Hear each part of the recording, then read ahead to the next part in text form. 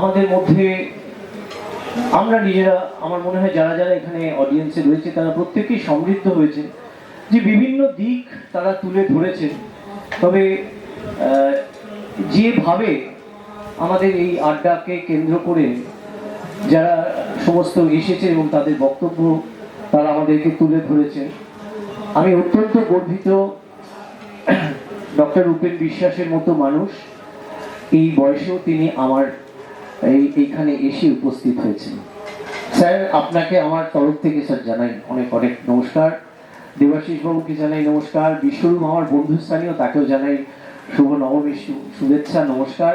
ইমরান দা, আপনাকেও নমস্কার। অরিন্দম দা, অত্যন্ত ভালো একটা পরিবেশ তৈরি করেছেন ক্যাপ্টেন রায়চৌধুরী সাহেব এবং ইন্দ্রজিৎ দা, প্রত্যেকে। শেষে আমি একটা গান দিয়ে আলোচনায় আপনার এই পুরনো স্মৃতিকে আপনি যে মনে রেখে আমাদের সামনে তুলে ধরলেন, সত্যি আমাদের অত্যন্ত ভালো লাগলো যে মানুষ তার ইতিহাসকে কখনো ভোলে না, অতীতকে কখনো ভোলে না। আমি একটু, আমাদের মধ্যে রয়েছেন কলকাতা হাইকোর্টের সম্মানীয় বিচারপতি শ্রী বিশ্বরূপ চৌধুরী, তাকে বলবো একটু তার জীবনের কিছু, মানে একজন আইনজীবী হিসেবে আমার অত্যন্ত বন্ধু মানুষ, আইনজীবী হিসেবে তার একটা জীবন ছিল, তারপরে বিচারপতি হয়ে আমি প্রত্যেকের মঞ্চে উপবিষ্ট যারা আছেন প্রত্যেককে প্রণাম জানাই। First time in my life যে এত ভালো ভালো অফিসারদের সাথে আমি যুক্ত হয়ে কিছু বক্তব্য রাখার সুযোগ পেয়েছি, যেমন তেমনি exchange of information for the greater interest of my society. যে কথাগুলো দেবাশিস বাবু বললেন, স্যার বললেন, আমাদের উপেন বাবু স্যার বললেন, খুব শিক্ষণীয়। তা চন্দ্রকান্ত বাবুর কাছে আমি খুব ফর্চুনেট এনাফ যে টিভি চ্যানেলে ওনার সাথে আমার আলাপ, অনেকের সাথে এরকম আলাপ হয়, ব্রিগেডিয়ার সাহেবের সাথে আলাপ হয়, লেফটেন্যান্ট কর্নেলের সাথে আলাপ হয়। আমার ফ্যামিলিতেও অনেকে পঙ্গু হয়ে আছে কাশ্মীরে যুদ্ধ করতে গিয়ে। মেজর মিস্টার অমর চক্রবর্তী, উনি আজকে প্যারালাইজড। শাহরিকরণের উনি যখন বক্তব্য রাখছিলেন, I found the tears were rolling down from his cheek. সত্যি জ্বর করছিল। আজকে বলি যে চন্দ্রকান্ত বাবুকে কেন এত ভালোবাসি। উনি এক ডাকে কিন্তু আমি ছুটে এসেছি। কারণ হচ্ছে গিয়ে যে কোর্স অফ কনভারসেশন আমি জানতে পেরেছিলাম he is very kind hearted man. তো সবাই তো বললে হবে না, আমি দুটো কেস ওনার কাছে পাঠিয়েছিলাম এবং বিশ্বাস করব আজকে দুটো কেসে অন্যান্য অ্যাডভোকেটের সাথে আমার প্রচুর জানাশোনা আছে, একটা পয়সা নেই, সমস্তভাবে হেল্প করে দিয়েছে, যার জন্য এই মানুষটার পাশে থাকার দরকার। আর গান জানি যখন এখানে বক্তব্যের মাঝে আমি লিখছিলাম, যে ছোট ছোট বাচ্চারা ছুটে আসছে, বললো না লোক হয় না, প্রচুর লোক, প্রচুর। তা আমি 4 লাইন এখনই লিখলাম, একটু শুনুন। সল্ট লেগের এই পুজোর আসরে কত মানুষকে দেখি, সবাইকে আমার শ্রদ্ধা জানিয়ে মনের ছবিটি আঁকি।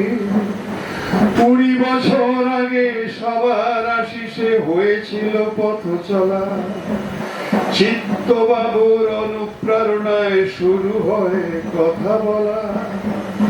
সেই স্মৃতিতেই চন্দ্রশেখর সবাইকে কাছে ডাকে, কবি সাহিত্যিক শিশুরা খুশিতে হাতে হাত ধরে থাকে। এই শিশুরাই তোমার আমার স্বপ্ন, কত আশা, ভুলবো না বন্ধু তোমাদের এই সুন্দর ভালোবাসা। এই শিশুরাই তৃষ্ণার জল তৃপ্ত শেষ ছিল, ওরাই আমার জীবন আনন্দ, তোমারও প্রাণের সুখ। আমি একবার নয় বারবার দেখি দুর্গা মায়ের, আমি বারবার দেখি মায়া ভরা সেই আমার মায়ের মুখ। সকলকে জানাচ্ছি, আমাদের মঞ্চে যারা উপস্থিত আছেন তাদের প্রতিও আমি জানাচ্ছি আমার শ্রদ্ধা। আজকে আমরা শারদ শুভেচ্ছা, নবমীর শুভেচ্ছা। আমার বন্ধু চন্দ্রশেখর, আমি খুবই গর্বিত যে ও আমাকে মনে করেছে এরকম একটা অসপিশিয়াস প্ল্যাটফর্মে কিছু বলতে। তো আমি সেদিন ওকে ফোন করলাম, আমি জিজ্ঞেস করলাম ক্ল্যারিটি যে এটা অ্যাকচুয়ালি কী হয়, মানে শেখাল আর একাল, রাইট? তো আমার যেটা মনে হয় ওনাদের কাছ থেকে ছোটো ছোটো নিয়ে, কেন এত সিরিয়াস কথা হয়েছে আর চন্দ্রশেখর আমাকে এত তুলেছে, আমি উড়ে যাবো, আমি ভারী আছি। বাট যাই হোক, সো এখন ব্যাপারটা হয়েছে যে যখন আমার ছোটবেলার কথাটা বলছি, ছোটবেলার দুর্গাপুজো, আমরা একটা কমপ্লেক্সে থাকতাম বালিগঞ্জ সার্কেল রোডে, বাবা গভর্নমেন্টের ডাক্তার ছিলেন। তো আমরা তখন খুবই ছোট, ক্লাস 3-4 যতদূর আমার মনে পড়ে, তখন খিদেটা ছিল কিন্তু পকেটে পয়সা ছিল না। এখন খিদে নেই, পকেটে পয়সা আছে, কিন্তু তার সঙ্গে প্রেশার সুগারটাও আছে, সেইটা নিয়ে আমাদের যেতে হয়। এখন ব্যাপারটা হচ্ছে ছোটবেলার যখন আমার মনে, যখন এনারা বিশিষ্ট ব্যক্তিরা বলছিল, ছোটবেলায় আমার মনে আছে আমাদের পুজোগুলো ঘরোয়া হতো, আমাদের কমপ্লেক্সের মধ্যে হতো, আপনাদের একটা গেট টুগেদার হিসেবে হতো, 4 দিন পুরো একদম বন্ধ, সব কিছু খাবার দাবার সব বন্ধ। আমাদের বাড়িতে থেকে প্রত্যেকজনে আমরা নাটক করতাম। আমার মনে আছে আমি তাসের দেশে আমি ওই তালপাতা সেপাই ছিলাম, মানে একটা সেকেন্ডারি রোল ছিল আমার, মানে তারপরে আর কিছু না। আর আমার মা ছিল পুজো কমিটির সেক্রেটারি 15 বছর ধরে। আর তো আরেকটা কথা হচ্ছে যে এই পুজোর সময় আমরা কিন্তু যখন পুজোর আগে আমরা যেতাম, আমাদের কিন্তু ওই টাইমে রেডিমেড কিছু ছিল না, আমাদের দর্জি ছিল। আমাদের দর্জির কাছে গিয়ে আমরা কাপড় সেলাই করতাম, বাটার জুতো ছিল। আর তাছাড়া আমাদের যেটা খাবার যে জায়গা ছিল কিংবা বাজারের জায়গা ছিল, একটা ছিল গড়িয়াহাট, একটা ছিল হাতিবাগান, আরও কয়েকটা জায়গা ছিল, এইগুলো আমার মনে আছে। আর পুজোর সময় এত গরম ছিল না, অক্টোবরে মোটামুটি হালকা ওয়েদার হতো, এবং সেটা নিয়ে আমরা কত যে আনন্দ করতাম। একটা গ্রুপ ছিল, আমরা সবাই মিলে তখন খুব ইয়াং ছিলাম এবং আমরা সবাই যোগ দিতাম, শুধু পুজোতে না, আমাদের বাড়িতে আমাদের মা মাসিরা আন্টিরা সব রান্নাও করতো, আমি নিজে দেখেছি। আর আমাদের সময় প্লাস্টিকের চেয়ার ছিল না, আমাদের সময় ছিল কাঠের চেয়ার, আর বেঞ্চি ছিল, ওই পাতা পেতে দেওয়া হতো এবং কলা পাতার ইয়ে ছিল, আর তার মধ্যে ওই নুন, ওই লেবু, তারপরে এক এক দিনে এক রকম, 2 দিন ভেজিটেরিয়ান, 1 দিন নন ভেজ, এরকম করে আমরা হতো। অ্যান্ড যারা আমাদের সার্ভ করতো তারা এখনো মনে আছি ধুতির উপরে একটা গামছা পরতো, আর পেতলের বালতি ছিল, আর ওই ডাল ছিল, গরম লুচি ছিল, তো সেটা একটা আলাদা আনন্দ ছিল। তো এইগুলো নিয়ে আমি বলতে চাই যে আমাদের এটা এখন এটা একটা উৎসব, পুজো হতো কিন্তু এটা একটা ইউনিভার্সাল উৎসব।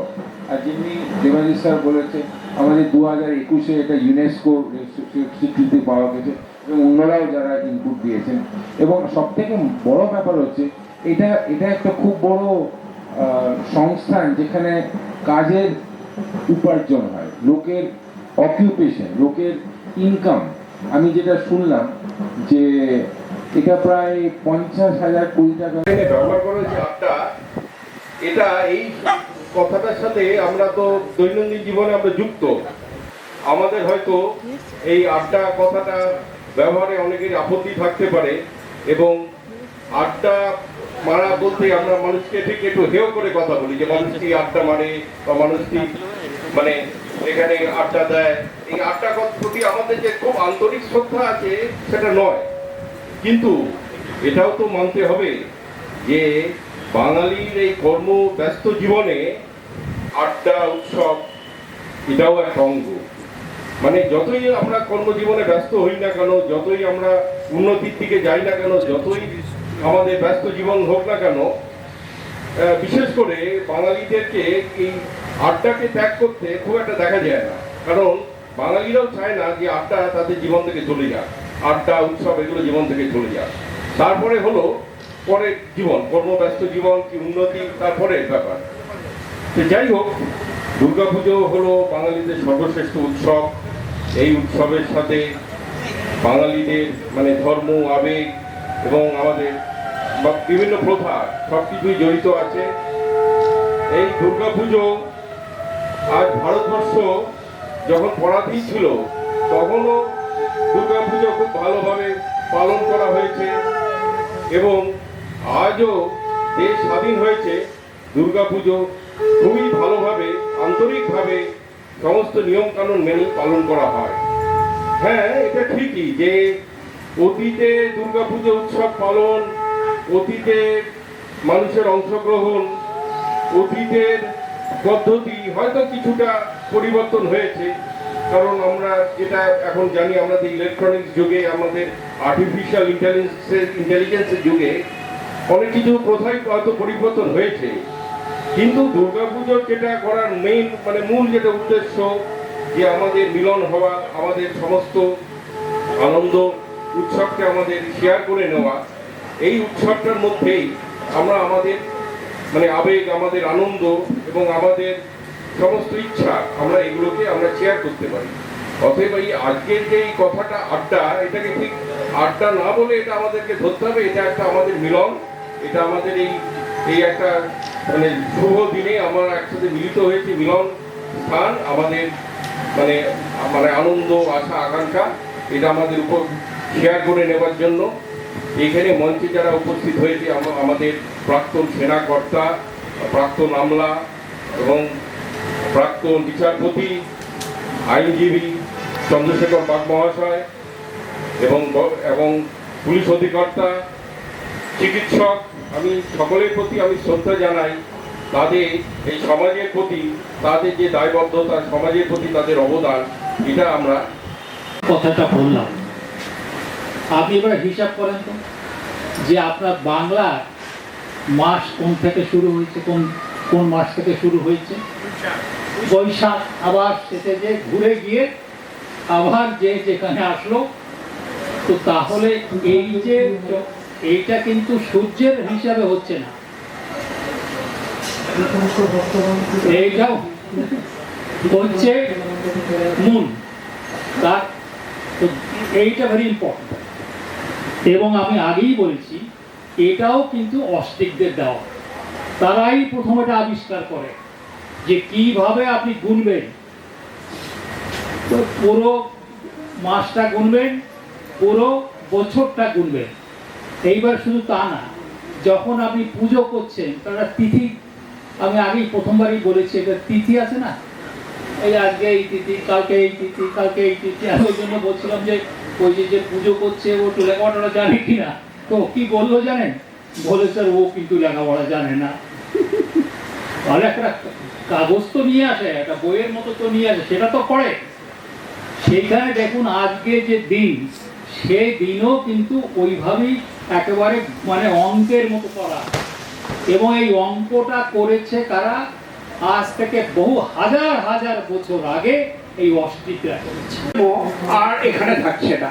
আমি আমার নিজের ছেলেদের কথা বলতে পারি, একজন আমস্টারডামে, একজন মুম্বাইতে, কেউ নেই কলকাতা। কাকে দিয়ে পুজো চালাবো? আপনারা চালাচ্ছেন কি করে? ভাড়া করে, কেটারার, সার্ভার, এইভাবে চলছে। এখন আমাদের নেক্সট জেনারেশন কোথায়? নেক্সট জেনারেশন হয় ব্যাঙ্গালোর, মুম্বাই, দিল্লি অথবা উড়িষ্যা, ইউকে, ইউএসএ, ইউরোপ ইত্যাদি। এবং সেখানে কিন্তু তারা দুর্গাপুজোর দারুণ উৎসাহের সঙ্গে করছে। আমার ছোট ছেলে ব্যাঙ্গালোর থেকে স্টলে স্টলে গিয়ে পাঠাচ্ছে, আর বড় ছেলে আমস্টারডামের জায়গায় জায়গায় গিয়ে ছবি পাঠাচ্ছে আমাকে। কিন্তু তারা কলকাতার দুর্গাপুজোকে মিস করছে। এই ফ্লেভার কিন্তু কোথাও পাবে না। আমাদের কৃতিত্বটা এখানেই। এবং আমার মনে হয় যে যদিও এই কন্ট্রোভার্সি আছে, যেটা বলছেন উনি জাস্টিস বললেন, জাস্টিস ব্যানার্জি বললেন যে এই বড় থিম পুজো, ভক্তিটা কোথায়? পুজো তো হচ্ছে না, তো উৎসবই খালি হচ্ছে, পুজোটা হারিয়ে গেল কি? কিন্তু আমি বলবো নতুন প্রজন্মকে যদি অ্যাট্রাক্ট করতে হয় এবং দেশ বিদেশের মানুষকে ইন্টারন্যাশনালি যদি আমাদেরকে আরো প্রমিনেন্ট হতে হয়, তাহলে মেবি আজকে যেরকম বলছে ট্রাম্পের ব্যাপারে যে এত ট্যারিফ করলো, ইন্ডিয়ার ট্যুরিজমকে যদি আমরা ভালো করতে পারি, কিন্তু ওইসব এক্সপোর্টের দরকার হবে না। তো দুর্গাপুজোকে কেন্দ্র করে আমরা যদি ট্যুরিজম আনতে পারি, সত্যি দেশের উন্নতি হবে। শেষ কথা, আমাদের সঞ্চালক বললেন ডাক্তারের কাছে যাওয়ার আগে গুগলকে দেখে নেওয়া হয়। গতকাল সন্ধ্যাবেলা আমি দেখলাম নতুন সিনেমা, আমি এই সিনেমার কেউ নেই, প্রচারক নেই, প্রথমেই বলে দিই, যত কাণ্ড কলকাতাতে দেখলাম সিনেমা। এবং সেখানে এক জায়গায় বলছে সে ওখানে খুব সত্যজিৎ রায় ফেলুদার ইত্যাদি সম্পর্ক টেনেছে, মানে কথা কথা বলছে। ওখানে সিঁদুর জ্যাঠা না, বলছে গুগল জ্যাঠা। গুগল জ্যাঠাকে জিজ্ঞেস করে গোয়েন্দা সলভ করছে। যেরকম এগোচ্ছে সেভাবেই চলতে হবে, নইলে আমরা পিছিয়ে পড়ে থাকবো। দুর্গাপূজার ভক্তিটাও দরকার সেখানে, আবার দুর্গাপূজার আড়ম্বরটাও দরকার, চাকচিক্যটাও দরকার মানুষকে টানার জন্য। মণ্ডপে তো আসুক, তবে তো পুষ্পাঞ্জলি দেবে। ঠিক নমস্কার। ঠিক ঠিক, একদম ঠিক, সত্যি তাই। উপবিষ্ট সবাইকে আমার ভালোবাসা এবং প্রণাম জানাচ্ছি, এবং যারা আমার শত্রুবৃন্দ আছে তাদেরকেও আমার ভালোবাসা জানাচ্ছি। একাল এবং সেকাল দুর্গা পুজো, এইটা যদি আমাকে বলতে বলা হয় তাহলে আমাদের মনে পড়ে যে আমরা যখন ছোট ছিলাম, দুর্গা পুজো শুরু হতো প্রায় 1 মাস আগে থেকে। দোকানে যাওয়া, প্যান্টে কাপড় কিনে পরতে দেওয়া, প্যান্টের সঙ্গে জামাটা ম্যাচিং হলো কিনা দেখা, বাড়িতে কে কে আসবে সেটা দেখা, তারা কোথায় থাকবে, কোন ঘরে তারা থাকবে, তাদেরকে কি করে নিয়ে আসবো। হ্যাঁ, এইগুলো তখন আমাদের কাছে একটা বিরাট জিনিস ছিল। এখন তো বেশিরভাগ বাড়ি দেখা যায় খালি পড়ে আছে, ছেলে মেয়েরা এখানে থাকে না, বাইরে থাকে। আত্মীয় স্বজন তো ফিউ অ্যান্ড ফার বিটুইন আসে, আসা যাওয়া তো নেই বললেই চলে। কিন্তু আগে আমাদের যুগে কাকা, পিসি, মাসি সবাই কিন্তু আসতো, এনজয় খুব খুব দারুণভাবে এনজয় করতাম। আর আরেকটা জিনিস যেটা আমরা হারিয়ে পারি সেটা হচ্ছে পুজো সংখ্যার গান। তখন পুজো সংখ্যার গানের রেকর্ড কি বেরোলো না বেরোলো সেই নিয়ে আমাদের খুব খুব উৎসাহ ছিল। সঙ্গে পূজা বার্ষিকীও ছিল। পূজা বার্ষিকীও ছিল। এখন তো পূজা বার্ষিকী আর বিক্রি হয় না মনে হয়। এটা ঠিক কথা যে এখন আর ওসব দিন আমরা হারিয়ে ফেলেছি। এখন এই নাম করে আসে লোকে, কিছু লোক পুজো দেখতে আসে, সন্ধ্যেবেলায় জামা কাপড় করে দেখে, আবার এই মানে ওই কমিউনিটি ফিস্টে সবাই আসে, খায় দায়। কিন্তু সেরকম আর মনের দিক থেকে যেটা ছিল আগেকার যুগে, সেটা কিন্তু এখন আমরা অনেকটা হারিয়ে ফেলেছি। যাক, এইভাবে চলে যাবে নিশ্চয়ই।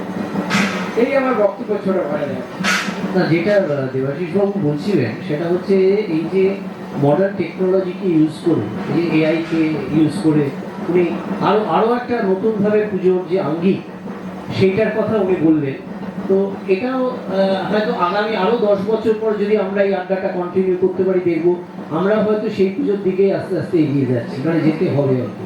নতুন টেকনোলজি যেগুলো আসছে সেগুলোকে যদি আমরা ভালো করে ব্যবহার করতে পারি, তার কিছু গুণ নিশ্চয়ই আমরা পাবো, এটা কোনো সন্দেহ নেই। ঠিকই কথা।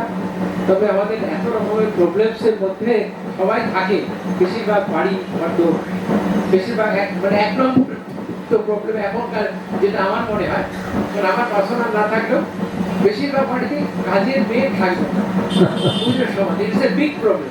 আগে তো আমাদেরকে ভাবতেই হতো না, কারণ পুজো আসছে, তারা তাদের মতো নিয়ে চলে যাবে, সবাই হয়ে যাবে। না দাদা, এখানে কিন্তু একটা জিনিস, তখন একটা জয়েন্ট ফ্যামিলি ছিল, তো অনেক কজন ভাই বোন ছিল, অনেক মামা, কাকা, পিসি এরকম থাকতো, এবং তারা কিন্তু কিছু মানুষ তারা কিন্তু সেই স্যাক্রিফাইসটাই করে যেত। আজীবনকাল তারাই বাড়িতে থেকে গেছে, তারাই সমস্ত করে গেছে, মানে বাকিরা হয়তো এনজয় করছে, বেরিয়েছে, ঘুরেছে। কিন্তু এখন না, যেহেতু ছোটগুলো নিউক্লিয়ার ফ্যামিলি হয়ে গেছে, যার ফলে এখন এই আমরা ডিপেন্ডেন্ট হয়ে গেছি। ডিপেন্ডেন্ট হওয়ার ফলে এখন তাদের আমার বাড়ি ছিল বাঁকুড়াতে বিজয়া বলে সবাই, মানে গরিব দুঃখী সবাই আসতো, বিজয়া দণ্ডবস্ত্র দেবেন বাবু, আরো কিনে টিনে রাখা হতো। এখন কটা বাড়িতে বিজয়ের জন্য মিষ্টি কিনে রাখা হয়, আপনি বলুন তো? হ্যাঁ হ্যাঁ, ঠিক খুঁজে পাওয়া যাবে না। আমি একটু আমরা যেসব দিন পেরিয়ে এসেছি, এখনকার সেই দিনের সঙ্গে এখানকার মানে এখনকার দিনের কোনো মিলই নেই, কোনো মিল খুঁজে পাওয়া যাবে। আগেকার যুগে যেদিন ষষ্ঠী হতো, সেদিন মা ওই আমাদের যে কাজের মেয়েটা থাকতো তাদেরকে শাড়ি ছায়া ব্লাউজ দেওয়া হতো। এখন আপনি জানেন তো কোনো মেসারমেন্টের শাড়ি ছায়া ব্লাউজ, ওগুলো আমার যা টাকা মাইনে পাই সেই টাকা আবার চাই, বোনাস চাই, তোমার শাড়ি কাপড় আমরা নেবো না। তাহলে এখন তো কোথায় সেদিন, কোথায় এই কোনো ব্যাপারই নেই, একদমই আলাদা। এক মাসে এক মাসে আমি 16,000 টাকা দিয়ে লোক রাখি, তো আমাকে 16,000 টাকাই তাকে দিতে হবে। 14 মাস হয়েছে এখন, সরি, এখন অনেক মাস বাড়িয়েছে, এখন 12 মাসের জায়গায় করে 14 মাস। সুতরাং আমরা যেভাবে বাঁচবো আস্তে আস্তে, মানে এইভাবে এটাকে নিয়েই বাঁচতে হবে, এটাই আমার বক্তব্য। এই বলে আমার বক্তব্য শেষ করি। আচ্ছা আমরা একটু আজকে দিল্লি, বোম্বে, ম্যাড্রাস থেকে উদ্ধার শুধু নয়, হোটেল থেকে তাদেরকেও রিহ্যাবিলিটেট করেছি due to the prompt intervention of Mahasweta Devi, Suchitra Mitra, Sunil Gangopadhyay, Rudraprasad Sengupta, প্রত্যেকের সহযোগিতা। আজকে এই কথাটা আপনাদের বলছি এই কারণে শেখা, আমি বলতে আপনাদের বাধ্য হচ্ছি, কারণ ফার্স্ট পার্ট সেটা হচ্ছে যে কুমোর পাড়ায় গরুর গাড়ি আমার মা আমাকে শেখাতো ক্লাস 6-এ পড়ে। সেকালে মা আমাদের বাড়ির পাশেই কুমোর পাড়া ছিল, মা দেখাতে নিয়ে যেত কুমোর পাড়া কি করে দুর্গা প্রতিমা তৈরি হয়। বিশ্বাস করুন ভাই, আমি জানি না আপনারা কতটা বিশ্বাস করবেন, যে মা আমাকে দেখিয়ে বলতো যে দেখো এটা হচ্ছে কি মাটি, এই গঙ্গার মাটি থেকে কিছু মিশিয়ে টিশিয়ে এই যে মৃৎশিল্পী যে কুমার, তুমি যে কবিতাটা পড়ো, এ কিন্তু অসুরও যেমন তৈরি করে তেমনি কিন্তু মা দুর্গার মুখটাও তৈরি করে। মা দুর্গার মুখ যখন তৈরি করে তখন দেখবে সেই মৎশিল্প চোখে জল আসে, শুদ্ধ বুদ্ধ পবিত্র মানসিকতা নিয়ে সেই মায়ের দুর্গের চোখ মুখটা আঁকে। আবার এই মৎশিল্পই কিন্তু আবার অসুর ভিত্তি মন থেকে তুলে ওষুধ তৈরি করে। তা তোমার মধ্যে সুও আছে, কুয়ো আছে। রামকৃষ্ণ মিশনে পড়ার সময় শিখেছিলাম হৃদয় বৃত্তি এবং বুদ্ধি বৃত্তি। খুব ভালো লেগেছে আজকে এখানে এত ভালো ভালো মানুষ এখানে আছেন। আমার মিস্টার দেবাশিস বাবু একটা খুব মূল্যবান কথা বলেছেন, অন্যান্যরা, যে বারোয়ারি পুজো। আপনারা বোধহয় জানেন বহু আগে 12 জন মিলে কিন্তু এই পুজো করার জন্য কিন্তু নাম হয়েছিল বারোয়ারি পুজো। 2001 সালে তখন আমি উস্তি থানা বড়বাবু, শুনে রাখুন, শেষ করছি এই কথাটা, পরে একটু বলবো। 2001 সালে উস্তি থানা বড়বাবু, তখন আমি শাড়ি পরছি, বোরখা পরছি, বড় বউ সাজি ডাকাতদের ধরবো বলে হঠাৎ আমার একটা মেসেজ এলো যে officer in charge Usthi police station is directed to report additional search. কোথায়? বসবাস। কেন বলছি জানেন? অফিসার ইনচার্জকে তুলে নিয়ে এসেছিল কসবায়। কোথায়? বোসপুকুর, আপনারা জানেন ভাড়ের পুজো। 2001 সালে প্রথম কিন্তু সৃষ্টি হয়েছিল মিস্টার কাজল সরকার। আপনারা যদি বোসপুকুর ভাড়ের পদ্ধতিতে নিয়ে দেখে থাকেন, দেখবেন ভাড়ের পুজোর জন্য উনি কিন্তু বিজ্ঞাপনের কিন্তু একটা প্রতিকৃতি ছিলেন, যার জন্য টোটাল সিনারিওটা চেঞ্জ হয়ে গেছে। যে কর্পোরেট কথা বলেছে, আপনাদের হিসাব দিয়ে দেবো যে সেই 2001 সালের পরে আজকে এমন দুর্গা প্রতিমা আমরা দেখলাম যে এখানে 5 কোটি টাকার অর্নামেন্ট দেওয়া হয়েছে। এবং 2016 সালে যে আজকে কমার্স ইনস্টিটিউশন থেকে যে একটা রিমার্ক পাস হয়েছিল, সেটা হচ্ছে 50,000 কোটির হচ্ছে ব্যবসা। সেই ব্যবসাটা কিসের? সেই ব্যবসাটা শুধু হচ্ছে কি এই শাড়ি গয়না এইটা নিয়ে।